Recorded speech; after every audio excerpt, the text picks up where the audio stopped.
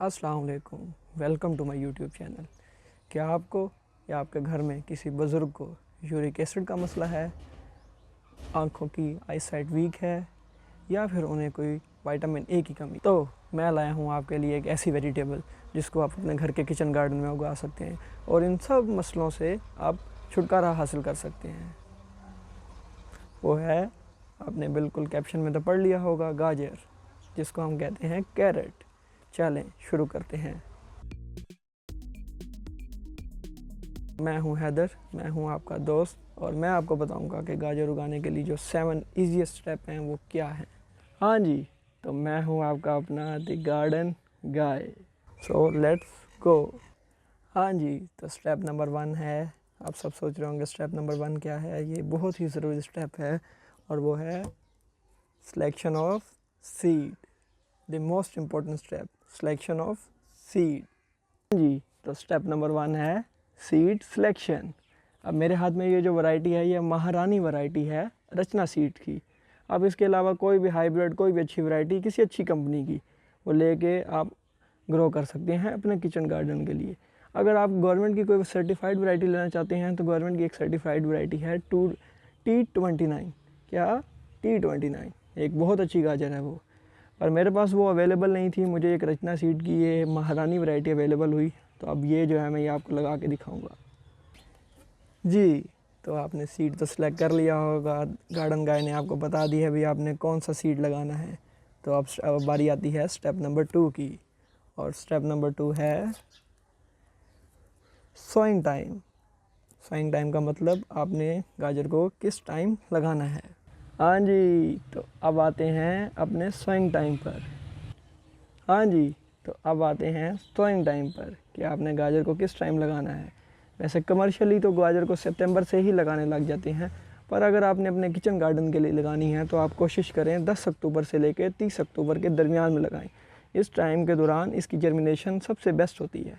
ठीक है boss, what's the next step? जी, तो अब बारी आती है स्टेप नंबर 3 की, और स्टेप नंबर 3 है सॉइल मैनेजमेंट प्रैक्टिसेस, कि आपने अपनी सॉइल में कौन कौन सी मैनेजमेंट प्रैक्टिसेस करनी है सीड लगाने से पहले। आती है सॉइल की मैनेजमेंट प्रैक्टिसेस की। तो सॉइल की मैनेजमेंट प्रैक्टिसेस के 3 स्टेप हैं। Step number 1 soil type. अब आपने जब भी सॉइल को सिलेक्ट करना है कोशिश करनी है कि वो सैंडी लूम टाइप सॉइल हो। जैसे ये मेरी सॉइल है तो ये एक सैंडी लूम सॉइल है। नंबर 2 है प्लोइंग।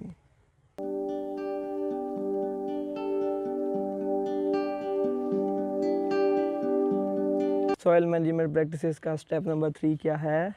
लेवलिंग। वो आपने हल फेरने के बाद जो है वो अपनी सॉइल को लेवल करना है।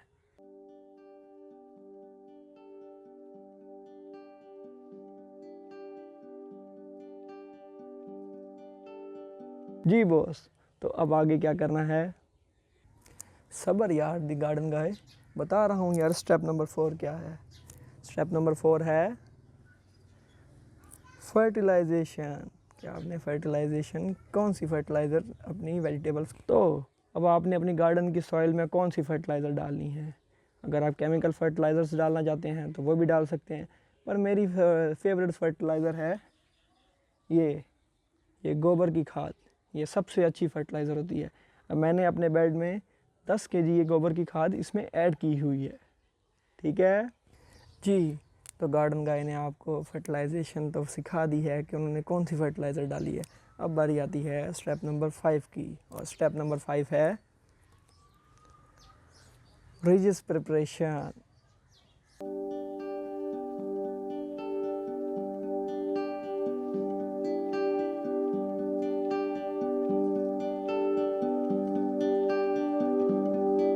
जी, तो अब बारी आती है सबसे इम्पोर्टेंट स्टेप की, जिसको आपने फॉलो ज़रूर करना है। बाकी स्टेप भी फॉलो करने हैं, इसको तो लाजमी करना है। स्टेप नंबर 6 है सीड सोइंग मेथड। हमने सीड भी सिलेक्ट कर लिया, हमने फर्टिलाइज़र भी लगा दी, हमने रिजिस भी प्रिपेयर कर ली, हमने सब मैनेजमेंट कर ली, पर अब सबसे इम्पोर्टेंट है भाई हमने सीड को किस तरह लगाना है। जी, तो अब टाइम आता है इस सीड को लगाने का। तो अब सीड को लगाने के लिए आपने सबसे ज़रूरी चीज़ जो है वो ये करनी है कि आपने जब रिजिस हैं, रिजिस के ऊपर एक लाइन लगा देनी है इस तरह। ठीक है। रिजेस के ऊपर इस तरह लाइन, सीधी लाइन लगा देनी है मिड से थोड़ा सा ऊपर करके। उसके बाद जो आपने क्या है, आपने अपने जो सीड्स इसमें निकाल के इसके ऊपर स्प्रिंकल कर देने। तो मैं आपको डिमॉन्स्ट्रेशन दूंगा इस वीडियो में, तो आप देखते रहिएगा।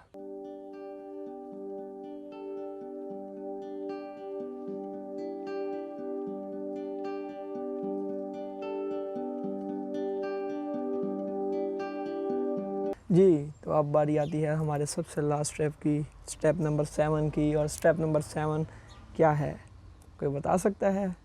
चलें, आपको सस्पेंस में नहीं डालते और लास्ट स्टेप आपको बताते हैं। और वो लास्ट स्टेप है इरिगेशन, पानी लगाना।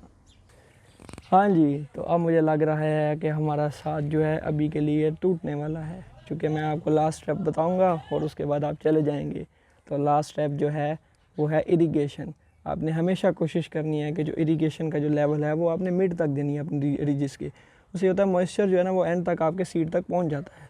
तो आपने कभी भी ये नहीं करना भाई फुल पानी भर देना आपने, ठीक है। उससे ये होगा भी, उससे आपकी सीड की जर्मिनेशन कम होगी। हाँ जी, तो जैसे मैंने आपको बताया था कि जब आपने कैरेट का सीड लगाना है उसके बाद जब इरिगेशन करनी है तो वाटर का जो लेवल है वो इसके सेंटर तक रखना है। ये देखें ना, अब मैंने इसको सेंटर तक रखा है, इसका मॉइस्चर जो है ना ऑटोमेटिकली ऊपर जा रहा है। तो हमें हमेशा कभी भी ओवर इरिगेशन नहीं करनी चाहिए।